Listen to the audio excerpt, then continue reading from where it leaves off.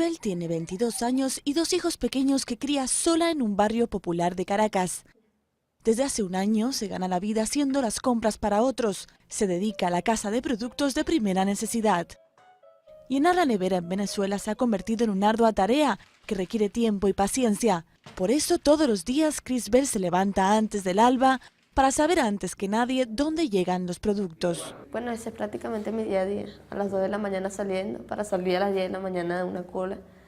Quizás irnos a otra a ver qué están vendiendo. Pasar todo el día así, a ver qué conseguimos. Quizás en un abasto o un automercado conseguimos leche, azúcar o café, pero en el otro hay harina, arroz.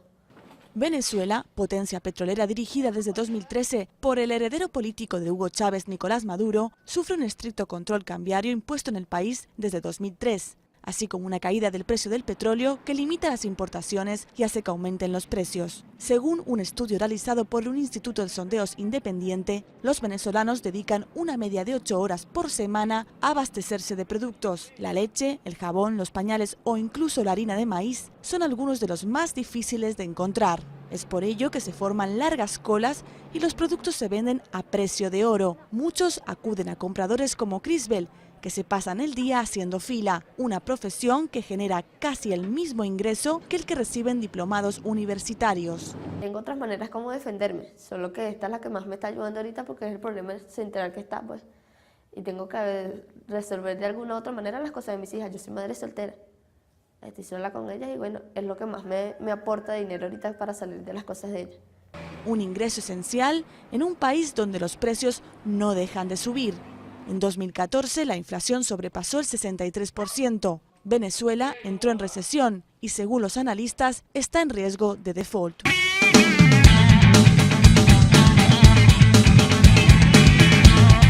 Acercan las fiestas de Navidad y Año Nuevo. Y para que estas celebraciones no se vean ensombrecidas por el uso de productos pirotécnicos, ten en cuenta la información que aquí te brindamos.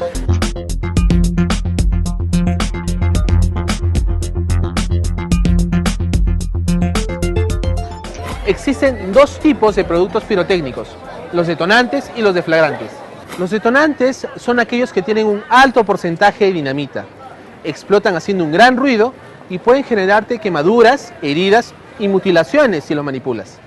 Algunos de estos son el guanuqueño, paparrata, mamarrata, rata blanca, avión de perlas, calavera, tronador, Bin Laden, cohetecillo, rascapié y otros. También existen los pirotécnicos deflagrantes, es decir, que no generan explosión, solo luces de colores y sonidos leves, como las luces de bengala, silbadores, lanzaconfeti, avioncitos, rockets, tortas, entre otros. Estos sí pueden ser comercializados en lugares autorizados por la SUCAMEC y la municipalidad, como la Feria de Pirotécnicos. Estas ferias cumplen con medidas de seguridad, como estar en lugares espaciosos, alejadas de colegios y viviendas. Además, en previsión de algún incidente, cuentan con extintores, tanques de agua y baldes de arena para sofocar algún posible incendio. Tú puedes prevenir un accidente. Utiliza los pirotécnicos con mucha precaución. Si conoces de alguna feria no autorizada o sabes de alguna tienda o persona que venda pirotécnicos, ya sean permitidos o prohibidos, denuncia este hecho en la municipalidad del distrito y en la comisaría más cercana. Si estas instituciones se negaran a recibir tu denuncia o necesitas más información, acude a las oficinas de la Defensoría del Pueblo o llama al teléfono que aparece en pantalla. 0815-170. Si esta información fue útil para ti, puede ser útil para otras personas. Comparte tus derechos.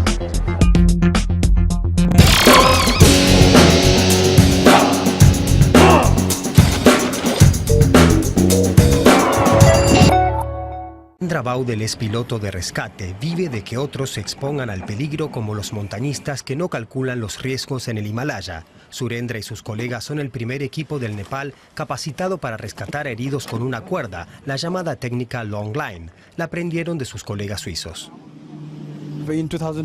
Estuve en Suiza en 2012 para entrenar la técnica Long Line y el vuelo de montaña. Allí los rescates están mucho mejor organizados.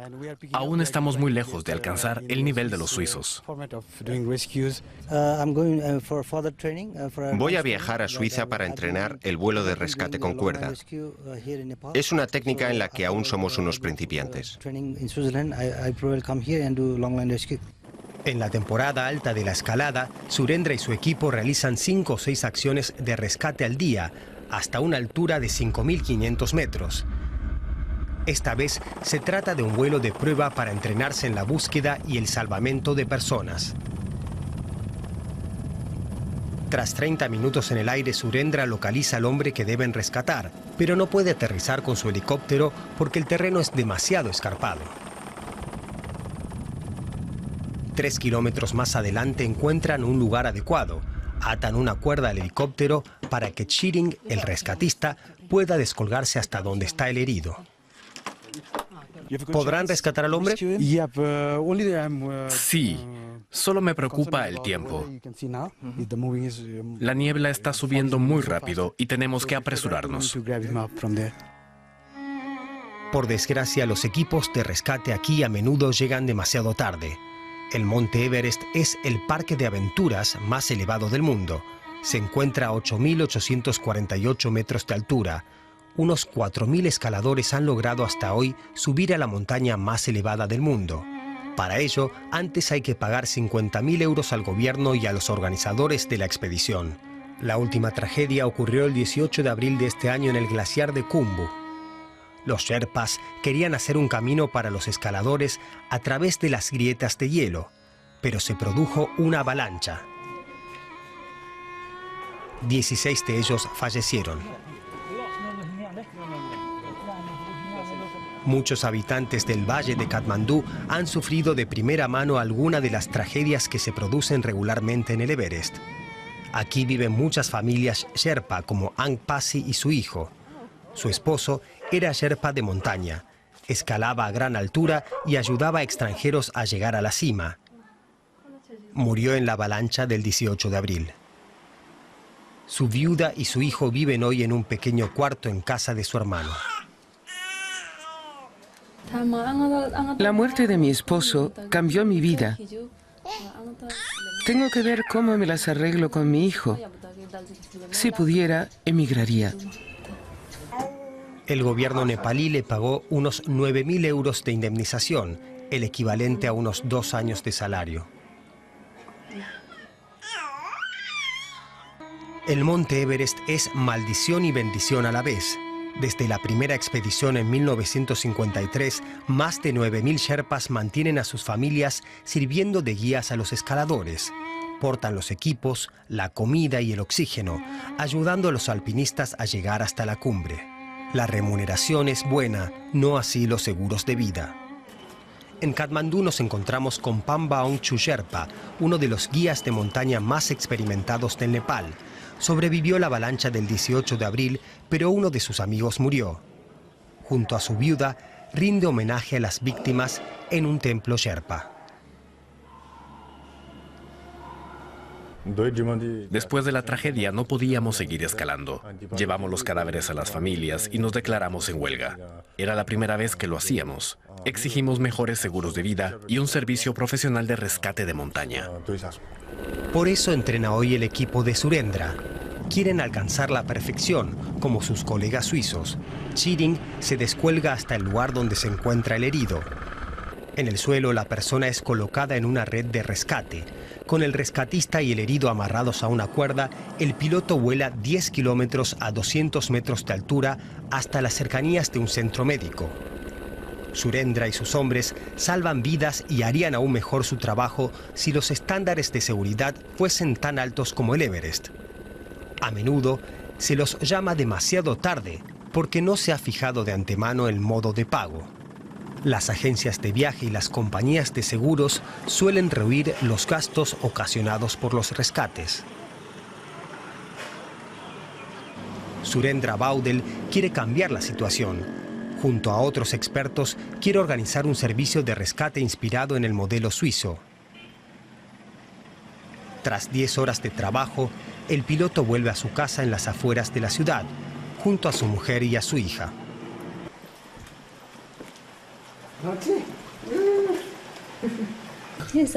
Estoy muy orgullosa de él. Ha salvado a muchas personas. Cuando vuelve sano y salvo a casa, es el momento más feliz para mí. Entonces rezan para que los dioses velen porque los rescatistas vuelvan ilesos a casa y también por aquellos que ya no están.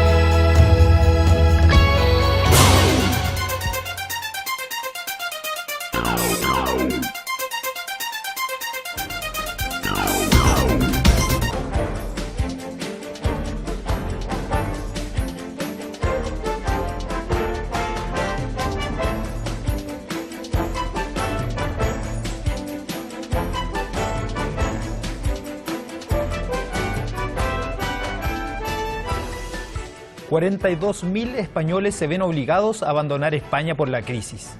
Bienvenidos a Enfoque. La compleja situación económica que atraviesa el país y los recortes impuestos por el gobierno de Mariano Rajoy parecen ser la explicación. Según datos del Instituto Nacional de Estadística, CINE, en los primeros 6 meses de 2014 el flujo migratorio ha aumentado en un 15,5% respecto al semestre anterior. De las 42.685 personas que engrosan esta cifra, prácticamente 2/3 son españoles de origen y los restantes adquirieron la nacionalidad posteriormente. Su partida se debe a la búsqueda de oportunidades laborales en países de América Latina y Europa principalmente. En esta nueva edición de Enfoque analizamos este notorio aumento de la migración española. Para ello nos acompaña en el plató José Baviano, miembro del Centro de Documentación de las Migraciones de la Fundación 1 de Mayo de Comisiones Obreras. Bienvenido, José. Buenos días, muchas gracias. También está con nosotros el periodista y analista político Gonzalo Castillero. Bienvenido, Gonzalo. Muchas gracias. Desde la llegada al poder del Partido Popular el año 2012, hay estudios que sostienen que cerca de 1 millón de españoles han abandonado el país. ¿Es la crisis la principal causa de esta inmigración? Bueno, esto es muy evidente. Hay una tasa de desempleo en torno a la cuarta parte de la población activa, en una tasa de desempleo que afecta muchísimo más a la población inmigrante, en torno al 37%, y una tasa de empleo juvenil en torno al 50%, que en un primer momento de la crisis aguantaron, digamos, el tirón, por así decirlo, pero que posteriormente ha generado retornos para las colonias de inmigrantes y salidas de españoles de nacionalidad o bien de origen. Gonzalo, hablamos de una situación que se mantiene en el tiempo. Son 2 años en los que se nota desde luego esa retirada de gente, por así decirlo, buscando nuevas oportunidades. También es verdad que han sido probablemente los 2-3 años en los que la crisis ha sido más fuerte, y también es normal que esa salida se haya producido en estos años. Según los últimos datos del INE, hablamos de más de 42.000 personas que han tenido que abandonar España. Señor Baviano, ¿estos datos son del todo precisos? Bueno, para empezar, el propio Instituto Nacional de Estadística dice que los datos que ha avanzado en la nota de prensa este mismo mes son provisionales, es decir, que a día de hoy el propio instituto solamente considera datos definitivos los del año 2013. Y en segundo lugar, en emigración casi nunca los datos son fiables al 100%. En el caso de Europa, por una razón, porque para poder censar a los emigrantes hay que darse de alta en los censos consulares, y no hay ningún incentivo para que la gente se dé de alta en dichos censos. No les genera ningún beneficio, y salvo votar, y de hecho pues no hay una parte de los emigrados que no llegan a censarse, ¿no? Gonzalo, ¿y cuál sería el perfil del migrante español? ¿De qué hablamos? Fundamentalmente jóvenes que se encuentran en este momento en desempleo, sin posibilidades probablemente de poder meter la cabeza en el mercado laboral, porque las condiciones para ellos pues, son especialmente complicadas, y son los que más fácil tienen también el hecho de salir del país a buscar nuevas oportunidades por el hecho de no tener cargas familiares que les obligaría a estar más retenidos, por así decirlo. En octubre de 2013, la ministra de Empleo y Seguridad Social de España, Fátima Báñez, señalaba que trataba de justificar la compleja situación que afecta a la mayoría de los jóvenes. El Gobierno está trabajando en una situación muy complicada y ante una situación muy injusta que está machacando a muchos jóvenes en España, que 1 de cada 2 hoy no tenga oportunidades, con toda su fuerza, no solo con los grupos parlamentarios, sino también con los agentes sociales para darle oportunidades a los jóvenes. Hablábamos del año 2013. ¿Se han materializado estas oportunidades en lo que va de un año? Pues lo que vemos es que estamos en el momento en el que más españoles han abandonado el país, lo que indica evidentemente que las cosas aquí siguen estando complicadas. Desde el 2012 hasta este primer semestre de 2014, que son las cifras oficiales que tenemos, el primer semestre de 2014 es cuando más españoles han abandonado el país en este último tiempo. Por tanto, los jóvenes siguen teniendo que buscarse las habichuelas, como habitualmente se dice, allá donde pueden. Si miramos esta situación, el comentario de la ministra, ¿podríamos hablar de una situación negligente para tratar de solucionar un problema que castiga tan duramente a los jóvenes españoles? Bueno, no creo que haya habido una posición negligente. Ha habido una posición bastante beligerante, porque yo creo que la reforma laboral del año 2012 lo que ha hecho es precarizar aún más el empleo, y aquellos pocos jóvenes que consiguen acceder a un empleo lo que encuentran es un empleo más precario y con salarios muy bajos. Estamos hablando de que 1/3 de la gente que trabaja en este país cobra hasta 645 euros, ¿no? O sea que más bien, o sea, es no negligencia, sino más allá de la negligencia, pienso yo, ¿no? Pero en concreto, de las oportunidades que nos hablaba la ministra, a la fecha, ¿tenemos algo? Pues ni tenemos ni se les espera, ¿no? Por lo que parece, ¿no? No sé si alguien tiene algo, puede ver esto en la realidad social, ¿no?, en la que se mueve este país, ¿no? Si nos atenemos a las cifras, entre los 16 y los 19 años, la tasa de paro juvenil asciende a más del 66%. Mientras que los comprendidos entre los 20 y los 24 años están cerca del 50%. En el tercer trimestre de lo que va de este año. Entendiendo estas estadísticas, ¿a qué edad podríamos considerar de que están emigrando los jóvenes españoles? Pues tenemos dos perfiles diferenciados. Por un lado, empezamos a ver que hay emigración de jóvenes que tienen entre 10 y 15 años, que son hijos de inmigrantes, que de hecho nacieron ya aquí en España y que ya están retornando a los países de origen de sus padres. Y por el otro lado tenemos el grupo comprendido entre los 20 y los 30 años, que son jóvenes españoles de siempre, por así decirlo, que son los que, como no encuentran trabajo, están teniendo que salir a buscar nuevas oportunidades. Esos serían los dos perfiles. Los dos son preocupantes. El de los hijos de inmigrantes, porque demuestra que sus padres han arrojado la toalla y regresan a sus países de origen llevándose ya a sus familiares, y por el otro el de los jóvenes puramente españoles, por así decirlo, que seguimos viendo que no encuentran ningún tipo de oportunidad laboral. Señor Baviano, desde Comisiones Obreras se ha criticado esta situación y se podría considerar de que es una generación la que se está perdiendo con este funcionamiento del gobierno. Se está perdiendo, bueno, yo creo que se está perdiendo no solamente una generación, yo creo que porque el grupo de edad que más emigra no es entre los 20 y los 29 años, es gente de 30 años a 40 años, el grupo que más emigra. Hablar de jóvenes es siempre una cuestión relativa, porque es un término, pero bueno, convencionalmente, estadísticamente es desde los 16 a los 29 años. La gente entre 30 y 40 años es gente ya preparada profesionalmente y evidentemente se pierde una generación desde muchos aspectos. Hay una parte de la migración, no toda, o sea, no todo el mundo que emigra es o ingeniero o profesional sanitario, esto en primer lugar. pero los hay, unos cuantos miles. Entonces eso significa que hay unas capacidades, unos recursos que pierde el país. Y en segundo lugar, si se va gente de estas edades, en edad de trabajar, significa que hay menos gente que cotiza para los seguros sociales, es decir, que el efecto es pernicioso desde varios puntos de vista. ¿De eso no habla el gobierno?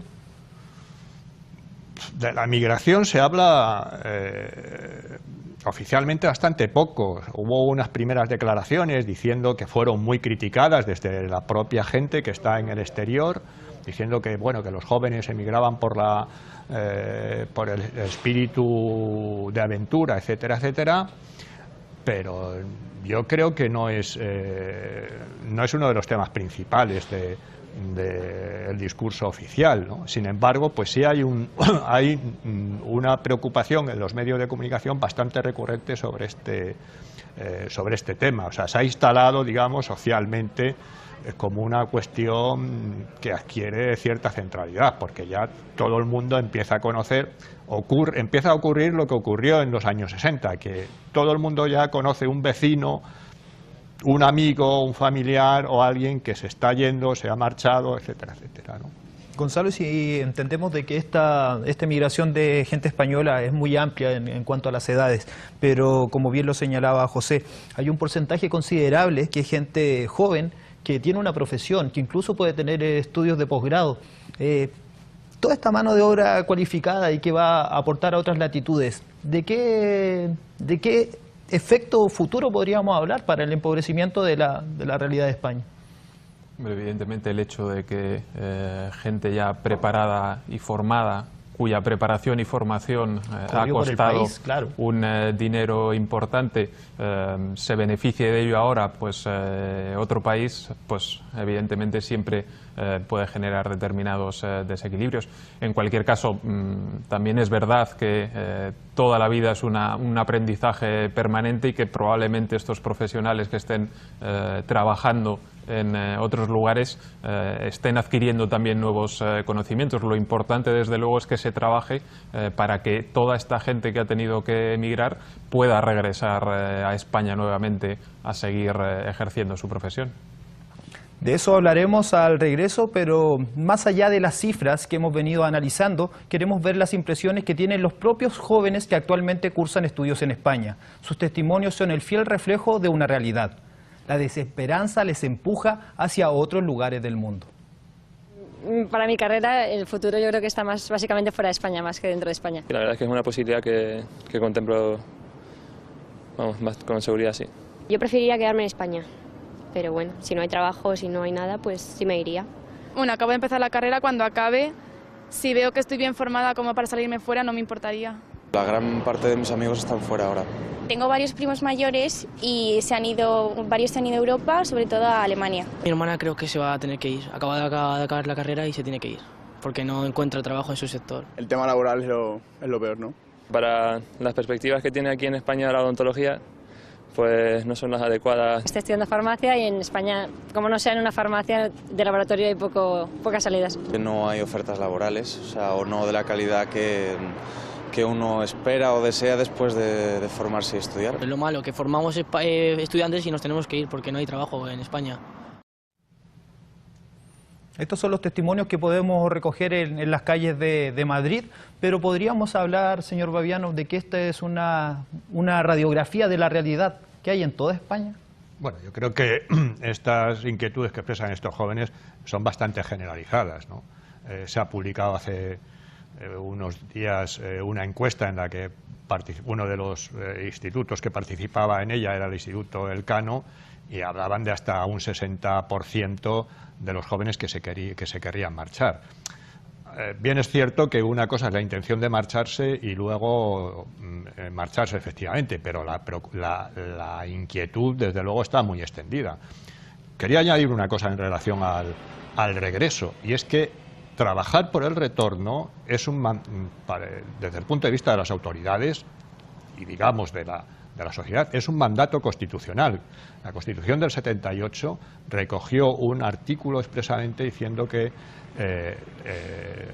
las autoridades trabajarán para que los españoles vuelvan a su país, porque la Constitución se aprobó en un contexto en el que un ciclo migratorio finiquitaba y estaban volviendo muchos emigrantes al país en aquella época.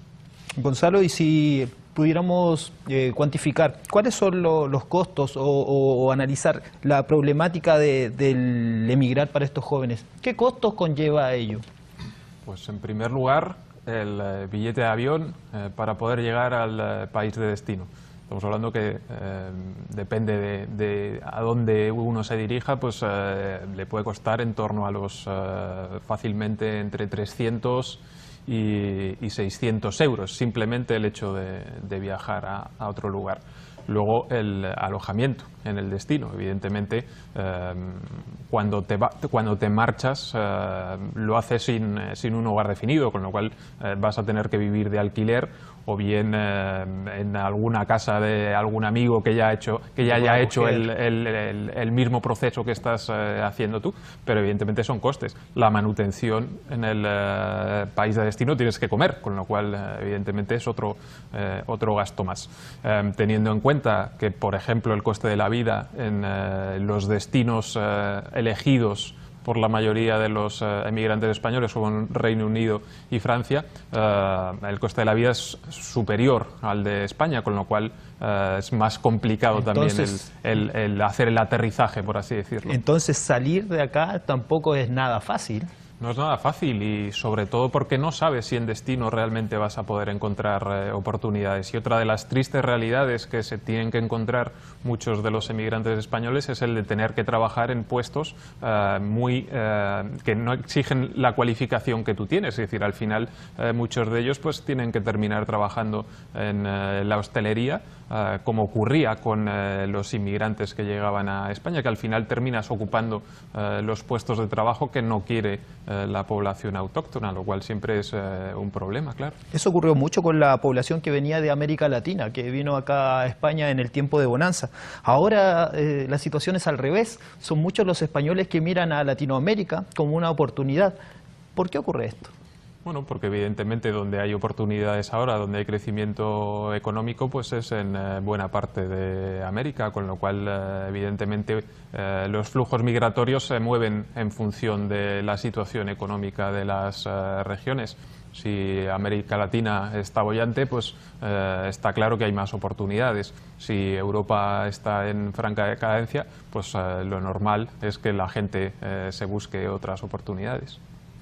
Se van los españoles, pero también retornan muchos latinoamericanos que vinieron a España, trabajaron aquí, se nacionalizaron y ahora, en función de lo que vemos, están volviendo a sus países. Sí, una gran parte de... Bueno, primero hay que decir que de este millón de salidas de las que hablábamos antes, en torno a 800.000 son de extranjeros, en torno a 200.000 aproximadamente del año 12 y 13.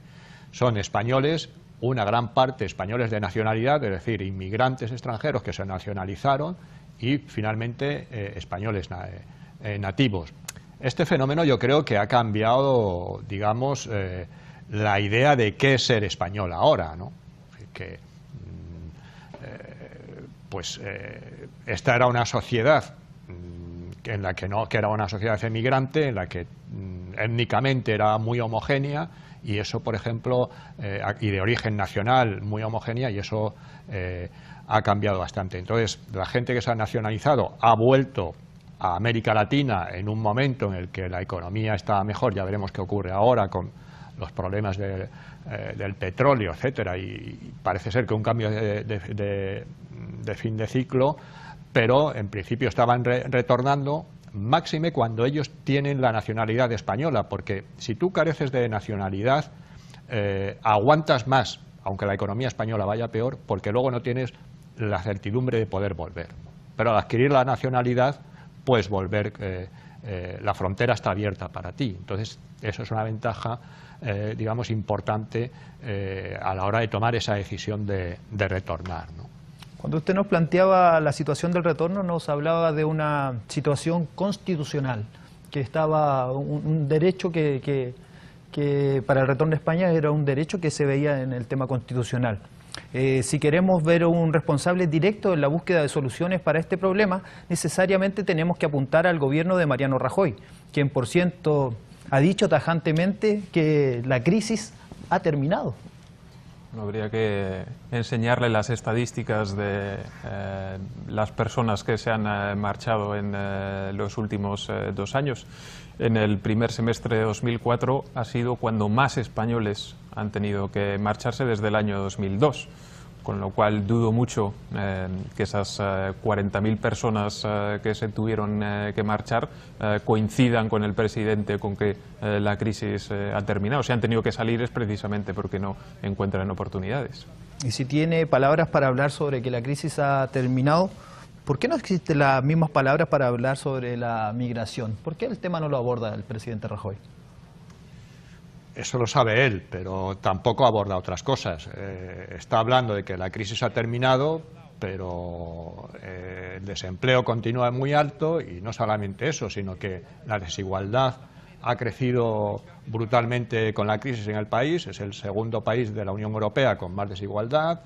Hay pobreza infantil, existe pobreza energética en el invierno entre la población afectada por la crisis, los desahucios han continuado este año más por encima del año pasado y no parece que ninguno de los indicadores de la gente común haya cambiado y hay un sufrimiento muy amplio entre la gente que vive y trabaja o intenta trabajar en España. O sea que no hay ninguna justificación salvo que empezamos un ciclo electoral en España y con eso tiene que ver esa frase de que la economía ha empezado a mejorar, pero no tiene que ver con la realidad, ¿no?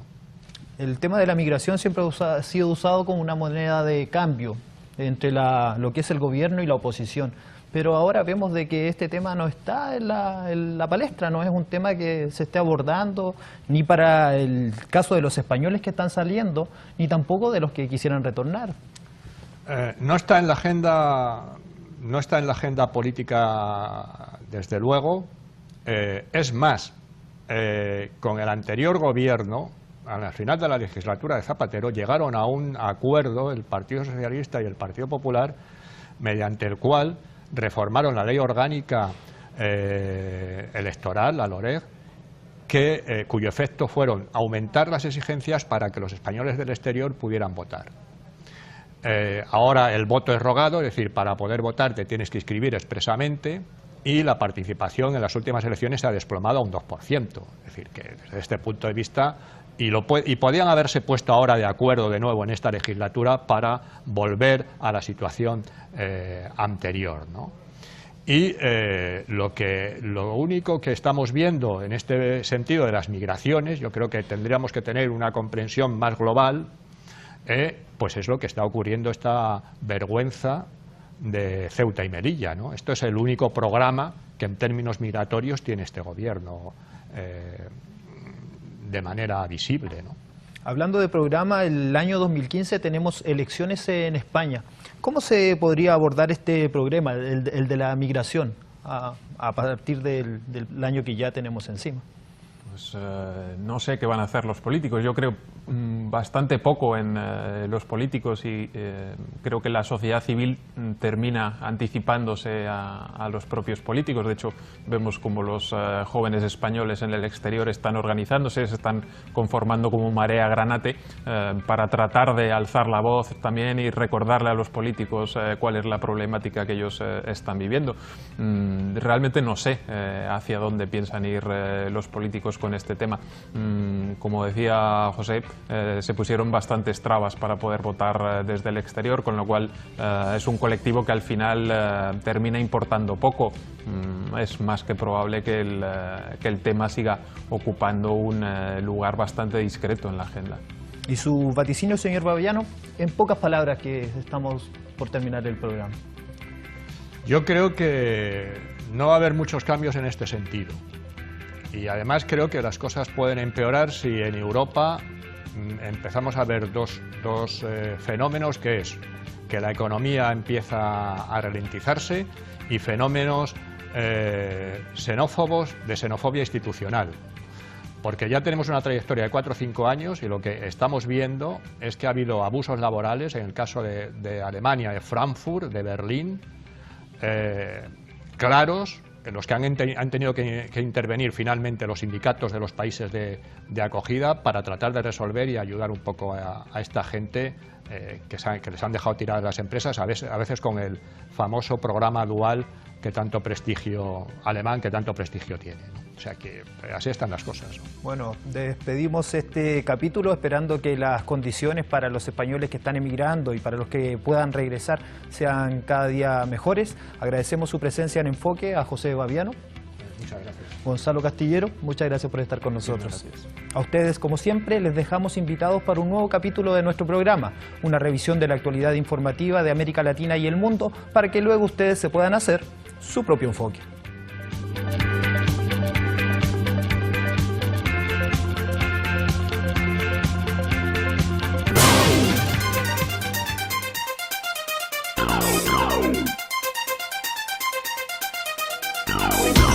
En sexto lugar en el trágico ranking de periodistas asesinados en el mundo. Allí este año 8 reporteros han fallecido víctimas de homicidios, según informa la campaña Emblema de Prensa. Precio Segovia ha analizado los motivos de la violencia contra los medios y ha podido hablar con uno de los sobrevivientes de un ataque de crimen organizado. Indalecio es periodista mexicano y desde el 1 de agosto un padre de luto. Un grupo de encapuchados dispararon contra él y su familia frente a su casa cuando todavía se encontraban en el coche. En el ataque murió su hijo de 12 años ante la mirada impotente de sus 3 hermanos menores. Su muerte había sido instantánea. De 5 balazos que tenía mi vehículo, 3 le habían destrozado el corazón. Indalecio atribuye este crimen a su labor periodística crítica en Lubianos, una localidad del sudoeste de México que hace 5 años pasó a formar parte de la ruta del narcotráfico. Sabía de los riesgos de su profesión en su país, pero jamás pensó que los delincuentes se ensarzarían con su hijo.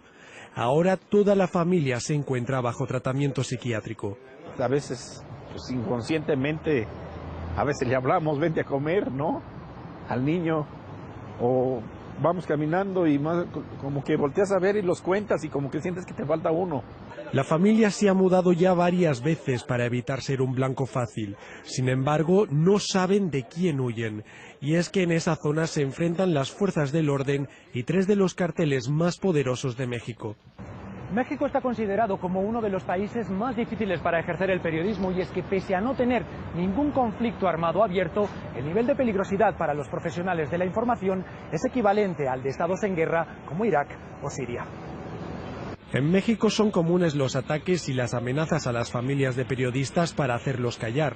La asociación Artículo 19 lleva años velando por los derechos de la prensa y desde ella aseguran que estas agresiones son un tema ignorado y silenciado por el mismo gobierno.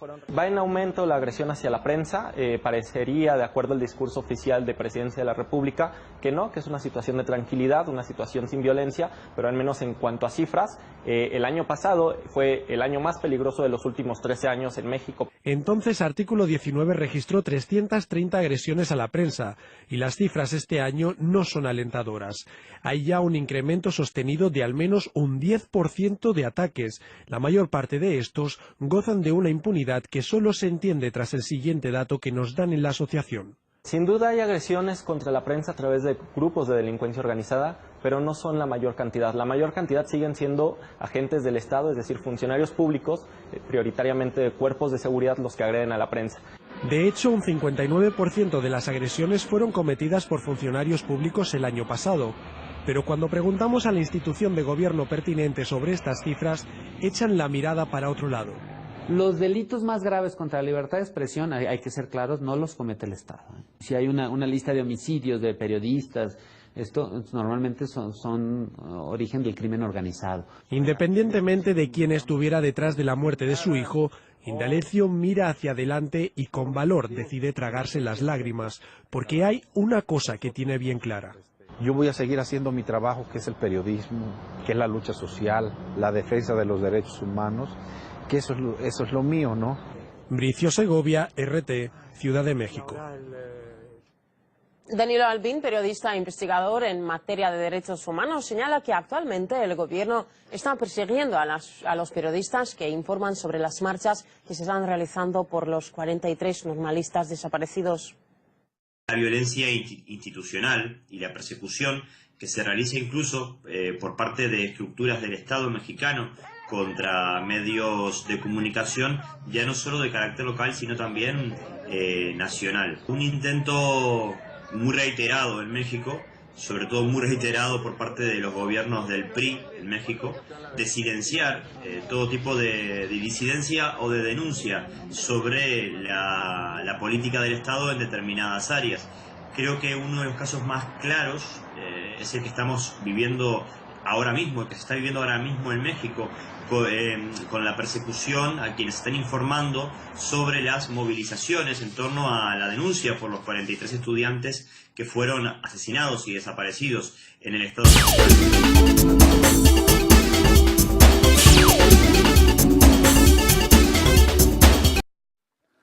Cada año se baten tristes récords en Sudáfrica cuando de masacre de rinocerontes se refiere, pero este año se superaron todos los pronósticos. Según el Ministerio de Medio Ambiente, en 2014 se registraron 1.215 rinocerontes muertos a manos de cazadores furtivos, cifra que duplica la de 2012 con 668 animales muertos. Más de 2/3 de ellos murieron en el Parque Nacional Kruger, al noreste de Sudáfrica. La progresión de la caza furtiva se debe a la venta de cuernos a precio de oro en Asia, en particular en Vietnam, entre los adeptos a la medicina tradicional. Con alrededor de 200.000 especies, Sudáfrica alberga entre el 70 y el 80% de la población mundial de rinocerontes y ha desplegado una serie de medidas de seguridad, como la intervención del ejército para impedir la caza furtiva, pero hasta ahora ha sido en vano. En un último intento de parar la masacre, el gobierno ordenó desplazar a decenas de paquidermos para ponerlos a salvo.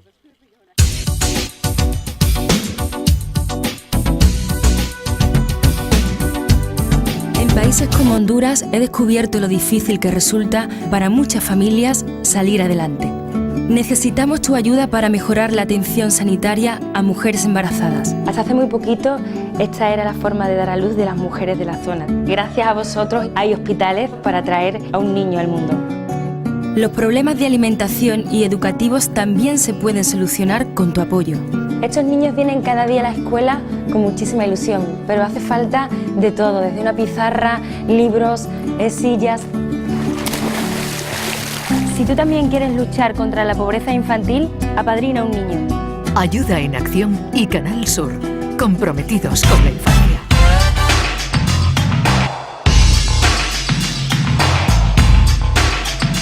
Las píldoras dietéticas y la cirugía para perder peso son herramientas que tiene la medicina para combatir la obesidad severa, aunque trae consigo múltiples riesgos.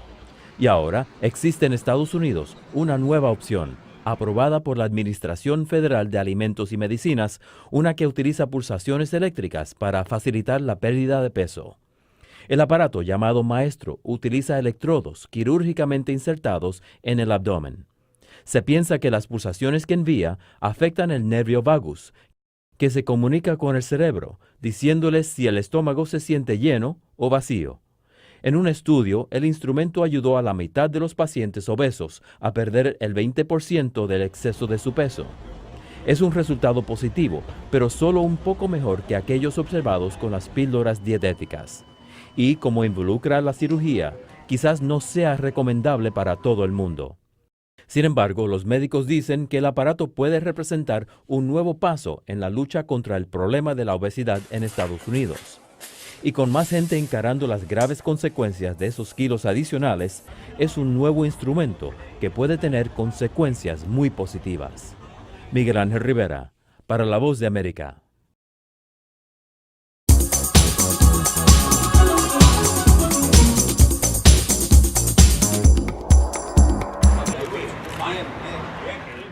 Bien. Fue la primera palabra que dijo a la prensa el sirio exprisionero de Guantánamo, Abd al-Hadi, al asomarse al balcón de la vivienda donde él y 5 refugiados más estarán de manera momentánea. Ya están transitando libremente por la ciudad y tienen ansiedad por conocer el país. Así lo señaló el sindicato que se ofreció para albergarlos y apoyarlos en sus primeros 2 meses en el país. Aunque en principio contarán con traductores para ayudarlos en su inserción, este viernes los 4 sirios, un palestino y un tunecino comenzaron con clases de español. Sus abogados aseguraron que los liberados gozan de buena salud. Solo uno de ellos, Jihad Diyab, quien se había declarado en huelga de hambre, está en una fase de recuperación. El traslado de presos a Uruguay es el primero desde Guantánamo a un país suramericano.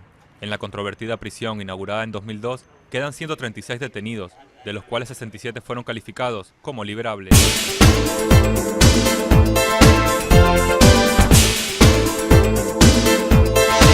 Un mensaje a la conciencia. Un momento de reflexión en la vida diaria. Escúchelo en la voz del hermano Pablo. El camionero Robin McCallum de Toronto, Canadá, puso en marcha el motor de su vehículo. El camión estaba cargado con varillas de hierro y Robin estaba saliendo del corralón de materiales. Conociendo bien el lugar, Robin casi nunca miraba hacia atrás cuando retrocedía. Siempre suponía que tenía espacio libre suficiente.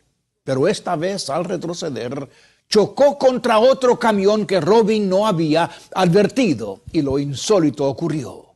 Una varilla, una sola varilla de la carga, se corrió hacia adelante, traspasó el vidrio trasero de la cabina del camión y entró por la nuca de Robin, saliendo por la frente.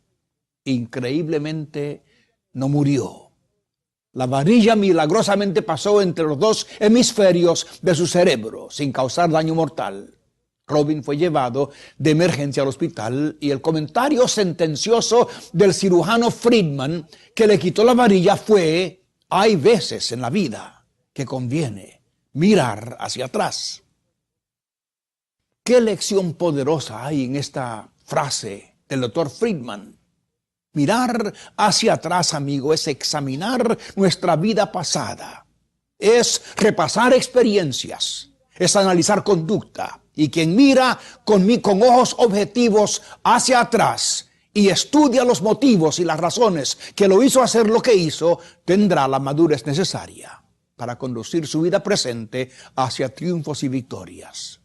Es verdadera sabiduría poder prever consecuencias y luego en todas las decisiones tomar esas consecuencias en cuenta. Tan solamente la persona que mira hacia atrás, examinando sus hechos pasados, está en la capacidad de poder prever consecuencias y ordenar su presente con cordura y sensatez. Hay veces en la vida que conviene mirar hacia atrás, le dijo el doctor Friedman a Robin McCallum. Mejor le hubiera dicho, conviene siempre mirar hacia atrás. Conviene siempre aprender del pasado. Conviene siempre medir nuestra conducta conforme a las experiencias vividas. Conviene siempre tomar en cuenta las lecciones que nuestro ayer nos ha dejado.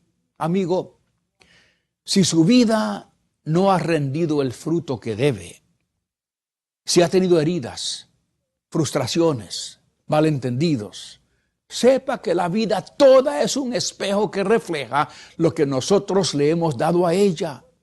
La vida nos paga de acuerdo a nuestra inversión en ella. Lo que nosotros sembramos es lo que también cosechamos. Para poder aprender del pasado y del presente, pídale, mi amigo, a Cristo Jesús, que sea Él el Señor de su existencia. Él quiere ser su maestro. Ábrale hoy mismo su corazón. Si desea este mensaje por escrito, puede escribirnos a la Asociación Hermano Pablo, Box 100, Costa Mesa, California 92628 y pedírnoslo según la fecha de hoy. O puede obtenerlo vía internet en nuestro sitio en la red llamado conciencia.net. En ese sitio, a cualquier hora del día o de la noche, puede leer, imprimir, escuchar y ver en video todos los mensajes a la conciencia desde marzo del 2004 hasta hoy.